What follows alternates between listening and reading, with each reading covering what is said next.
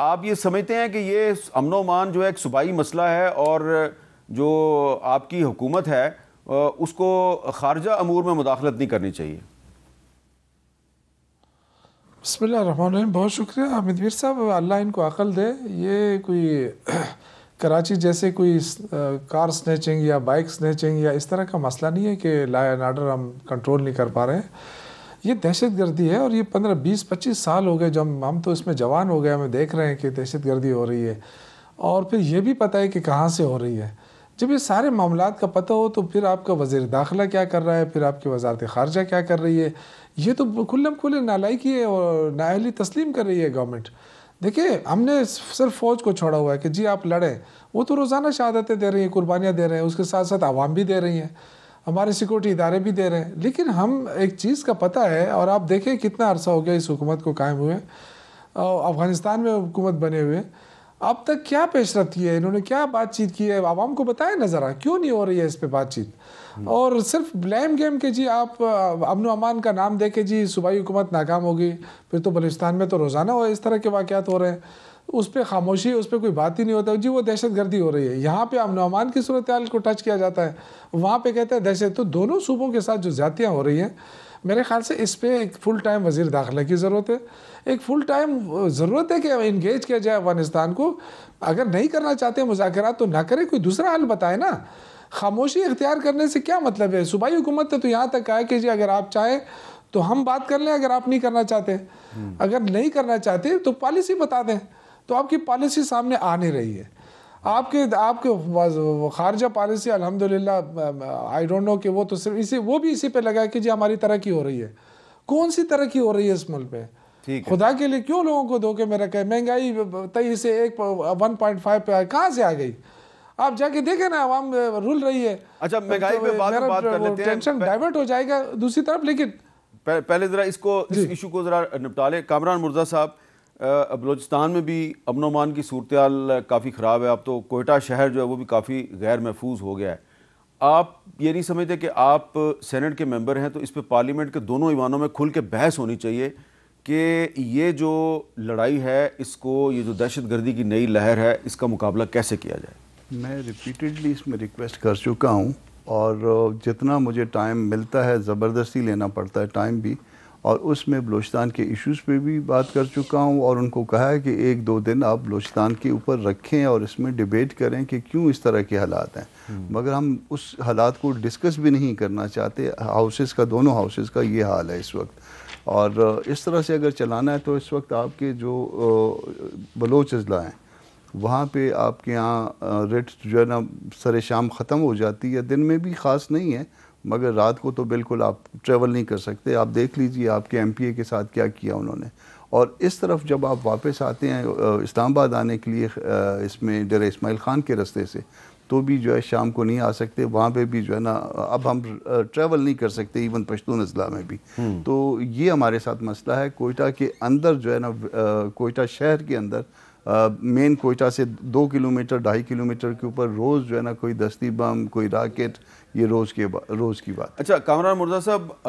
Donald Trump نے آج پاکستان کا شکریہ ادا کیا ہے کہ جی آپ نے ایک داعش کا دہشت گرد شریف اللہ پکڑ کر ہمارے حوالے کر دیا ہے. تو اگر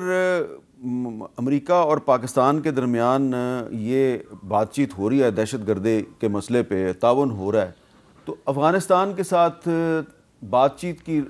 راہ میں رکاوٹ کیا ہے؟ رکاوٹ ان کی انا ہے. مولانا صاحب گئے تھے اور مولانا صاحب نے کچھ ماحول جو ہے وہ بنا کے ان کو دیا تھا, اور ساری باتیں بتا بھی دی تھی, اور آگے بات اب ریاست نے بڑھانی تھی. اب ریاست یا تو بڑھانا نہیں چاہتی ہے, کسی اور کے جو ہے پیج پہ ہے, جس طرح سے اب آپ انگلینڈ میں بھی تھے کچھ دن پہلے, اور اب امریکنز کا جو ہے وہ شکریہ کا وہ آ گیا, پیغام آ گیا. اور یہ اگر ہم کسی اور کا کوئی معاملہ تو نہیں کھیل رہے افغانستان میں. اب وہ $7 بلین والے اسلحے کی بھی بات شروع ہو گئی ہے. ٹرمپ صاحب بات کر رہے ہیں کہ جی ہم اسلحہ چھوڑ آئے تھے, تو اب واپس اسلحہ لینے کی بات. آپ کے خیال میں جو امریکہ نے اسلحہ افغانستان میں چھوڑا ہے,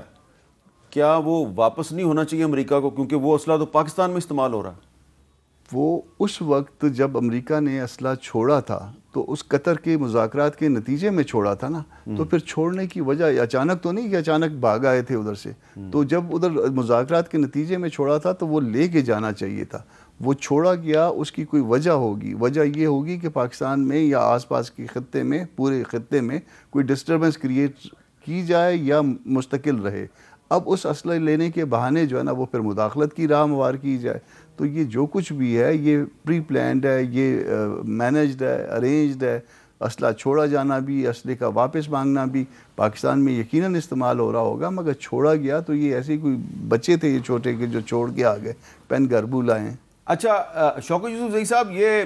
ہم دیکھ رہے تھے کہ امریکہ میں بڑی لابنگ کی جا رہی تھی کہ پاکستان میں جو سیاسی صورتحال ہے، انسانی حقوق کی خلاف ورزیاں ہیں، اس پر کوئی ان کی کانگریس میں ڈیبیٹ ہو، اور کوئی بل بھی جو ہے وہ جو ولسن لانا چاہ رہے تھے، لیکن اب تو ٹرمپ صاحب نے حکومت پاکستان کا شکریہ ادا کر دیا ہے، تو آپ کے خیال میں اس شکریہ کی کوئی اہمیت ہے؟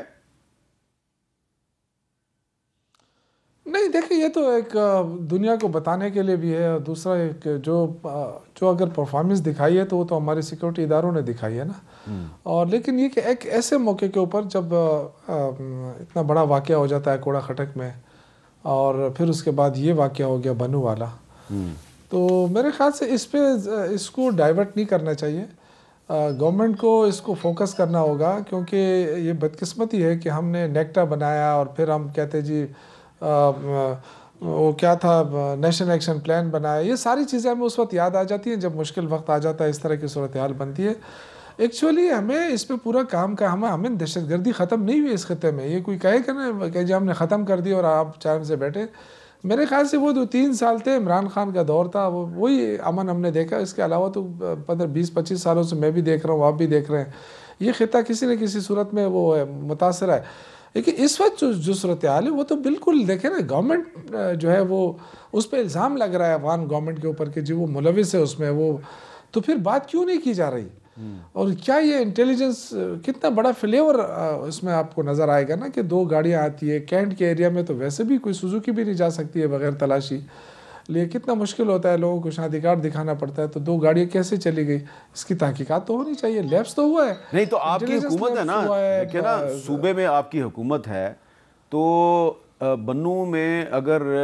بارود سے بھری گاڑیاں جو ہیں وہ تمام ناکے توڑ کے اور پہنچ جاتی ہیں کینٹ کے ایریے میں اور وہاں جا کے بلاسٹ بھی کر دیتی ہیں، تو کچھ نہ کچھ ذمہ داری تو صوبائی حکومت کی بھی ہے نا؟ بالکل، میں یہ دیکھیں ہماری ذمہ داری بھی ہے، لیکن دیکھیں جو بارڈر سے جب چیزیں آنے لگتی ہیں اور ہم یہ کہیں کہ نہیں اب صوبہ ذمہ دار ہے، بارڈر پہ بھی صوبہ روکے اور اندرونی طور پہ بھی صوبہ روکے، تو دیکھیں کہ رسپانسبلٹی اس وقت بدقسمتی سے جو اس وقت پولیٹیکل عدم استحکام ہے ملک کے اندر، وہ سارا فوکس جو ہے نا وہ پی ٹی آئی کو کرش کرنے کے لیے، اب یہ فوکس جو ہے نا افغانستان کی طرف ہونا چاہیے، بات چیت ہونی چاہیے، اگر بات چیت نہیں کرنا چاہیے تو کوئی اور پالیسی بتا دے نا،